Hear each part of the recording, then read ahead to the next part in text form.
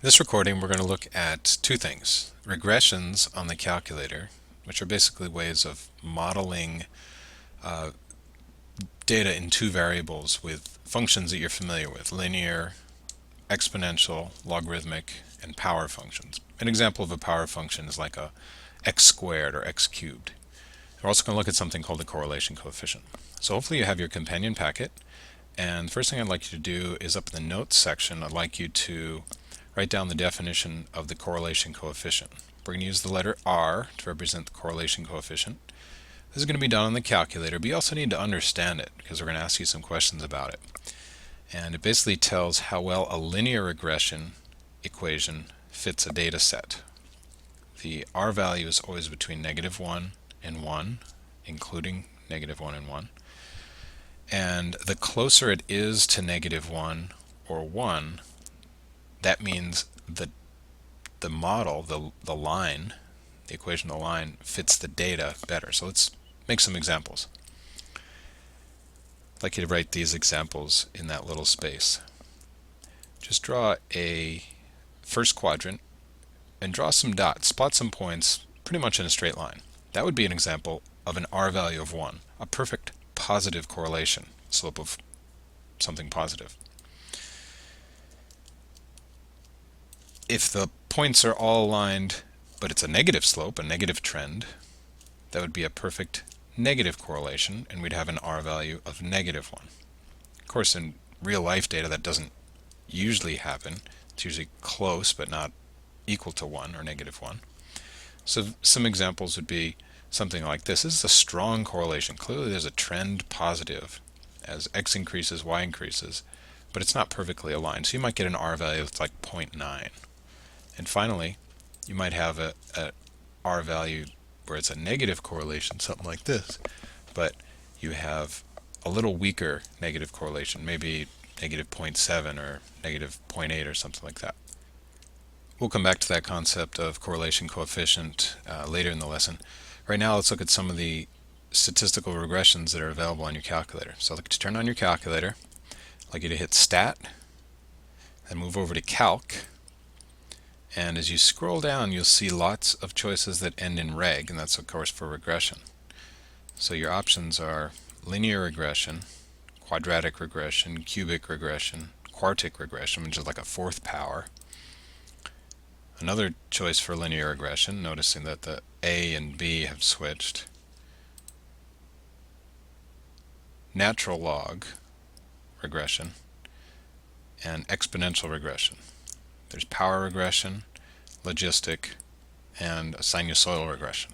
It seems kind of overwhelming. You're not going to need all these though. Really the only ones you're going to need, if we can go back up to the top, is the linear regression, the ax plus b, because that's how we usually write it, mx plus b, your natural log regression. Anytime you do a log, regressions can be natural log. Your exponential regression, and finally the power regression. Nothing else. So those four. So what I'd like you to do is on your paper, I'd like you to consider what type of regression each question is asking you to find. So I'd like you to read through, look at the keywords, and then identify in your margin for each question which type of regression is required. Then play the recording. Okay, so hopefully you had a chance to write in the margin each type of regression. The first one says it's a linear regression. Second one is an exponential regression. Number 3 is very tricky and important that you get this. It says logarithmic. It's really important that you don't choose logistic. That's tempting to students because it has log in it. But anytime you see a logarithmic regression, you're going to do it with the natural log. Choice 9, never choice B, logistic. And the last two are power regressions. Let's look at this first question here.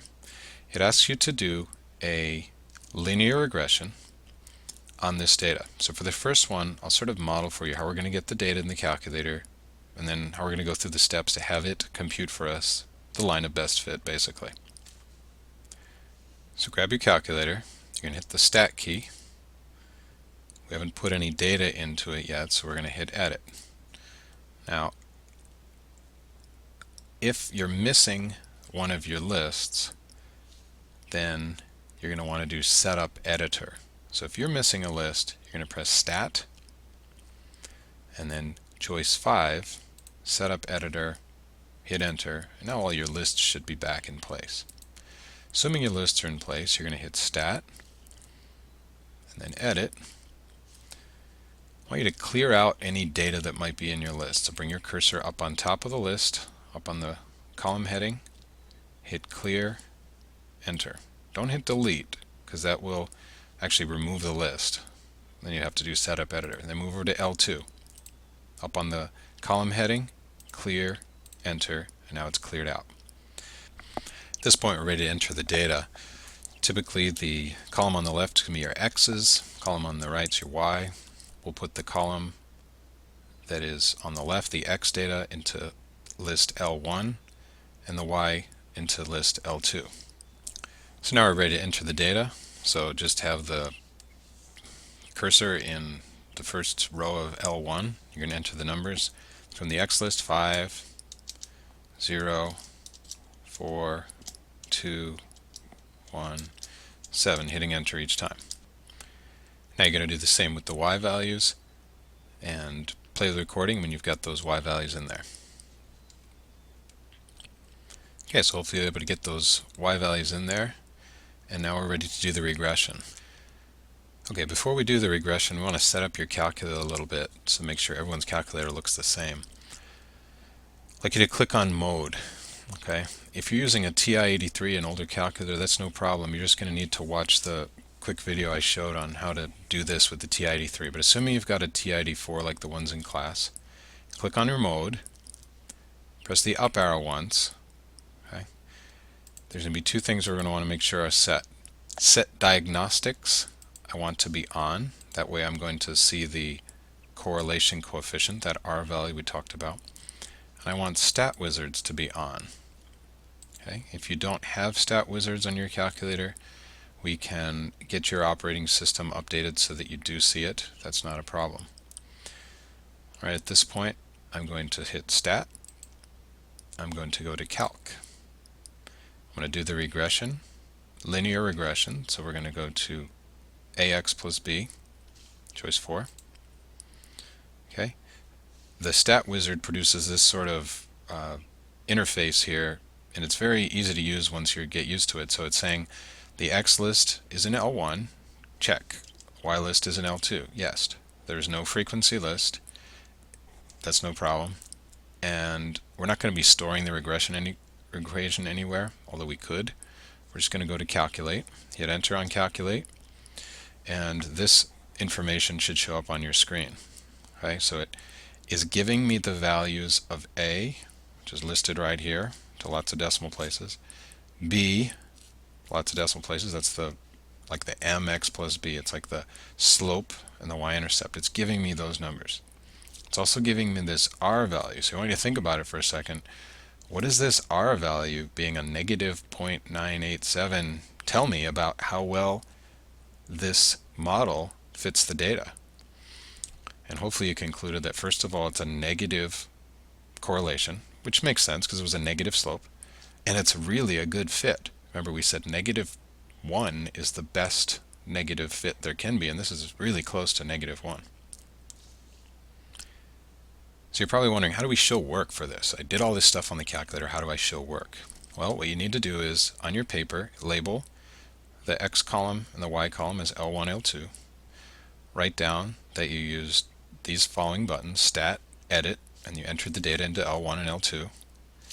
And then Stat, Calc, and you did a linear regression, AX plus B, L1, comma L2. Now we're going to answer the question. It says, write a linear equation that relates the price of a cottage to its distance from the beach. Okay, we're going to round to whole numbers here. It didn't say what to do, but that's what we're going to do. So again, these are the A and B values rounded to the nearest whole that I got from my regression, and then I'm just going to make an equation out of it. So the equation would look something like this. I just sub in place of A that number, in place of B that number, And now I've got an equation in the form of y equals mx plus b.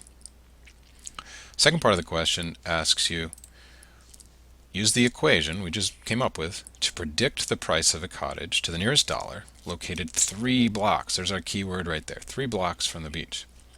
So I can kind of get an estimate. I've got one that's for 2 blocks, one that's for 4 blocks. It's going to be around, I don't know, 220,000 or something like that.